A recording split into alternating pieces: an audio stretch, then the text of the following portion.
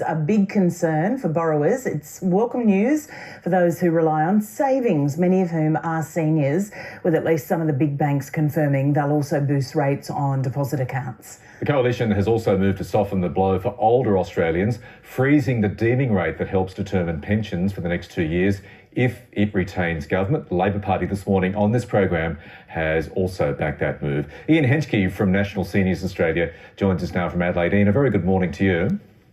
Oh, good morning, Michael. And of course, it looks like a bit of a bidding war, doesn't it?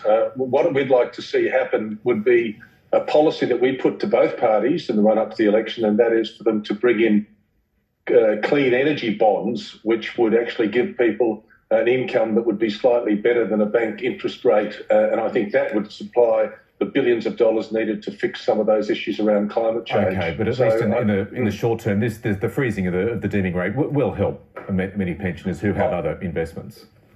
Yeah, well, it's well known that there's more than $100 billion in term deposits getting little or no interest at all at the moment. We have our members contact us all the time on this issue. So I think it's a sensible move, because people who have got a little bit of money when they're on that sort of income, if they're going to go out and want to spend on the basic items, they're going to need that security. There's been a lot of concern about bank interest rates because for the last 11 years, people have been watching them go down, down, down.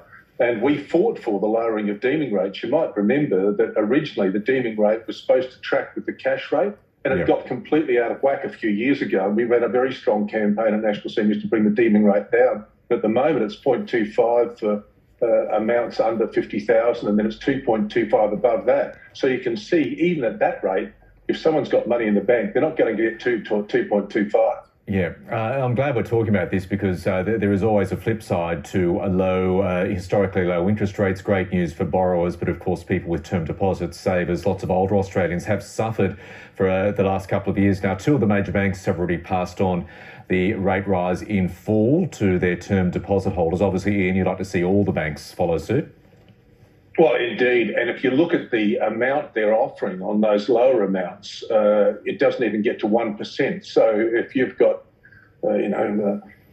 vast amounts of money in the bank, which a lot of people do, they keep a lot of their money in the bank because that's actually where they feel safest. They don't want to play the share market while we're seeing things being so volatile. And many of them simply have money sitting in bank deposit accounts. It's not uncommon when I go out and talk to seniors to hear someone raise this matter, and then someone will ask, how much do you have in there? And they'll have 10, 20, 30,000 in a standard account just sitting there because that's what they need, because they think I might need a new hot water service or whatever. And then they may have the rest of their savings entirely in bank deposits. That's not unusual.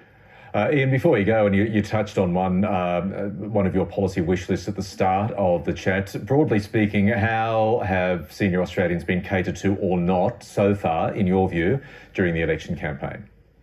Well, the group that we are most concerned about are those that don't have tens of thousands of dollars in the bank and don't have anything to fall back on. And we've got to remember that 30% of women, when they get to pension age, have no superannuation, and 10% of men. We know that 500,000 Australians rely on the pension entirely for their sole source of income.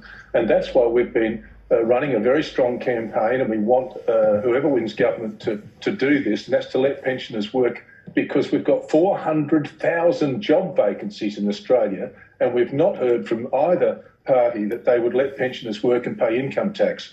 Craig Lowndes, who is the former Federal Minister for small business and family business and deregulation, said on ABC Radio in Sydney only last week that it was a crazy system and it has to be fixed. Former federal minister. Now, that's a big news story for you, Michael. A former federal minister saying that his government, the government where all his colleagues are still sitting there, where he used to sit around that same table with Scott Morrison and Josh Frydenberg, has said the present policy is crazy. And that's where you have a work bonus where you get 1 day's work and you don't pay any tax. And then on the second day, they hit you for income tax and they hit you 50 cents in the dollar. And that's why we've got pensioners who want to work, who won't work, because we've got a crazy system that needs to be fixed. Exact words of Craig Lowndes. Okay, a bit of breaking news there at News Breakfast. Ian Henschke, thanks for joining us this morning. Good on you. Thank you, Michael. And of course, what's interesting about the rate